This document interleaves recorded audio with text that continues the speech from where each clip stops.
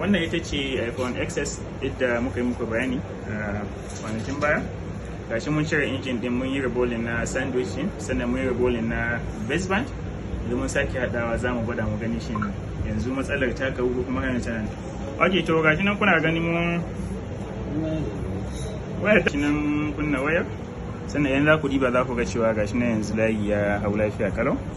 Sannan daga cikin abin da ake ƙara dibawa domin a tabbatar da cewa matsalar baseband ta kawo shine za mu je settings, dan nuna musu gani, za mu je settings sai mu shiga general, mu shiga about, za ku gani wurin inda aka samu Modem Firmware akwai wasu nambobi. To matsawayin da nambobin na nuna ba, that means kenan logical part na baseband yana communicating da CPU yadda ya kamata. Amma kuma wasu lokutan kuma ko nambobin sun hito za a ga cewa waya ba ta da service, to wannan kuma matsala ce daban. Wai dukkanin matsalolin nan da baki ɗaya muna maganin su a nan mai aiki cikin da. Assalamu alaikum.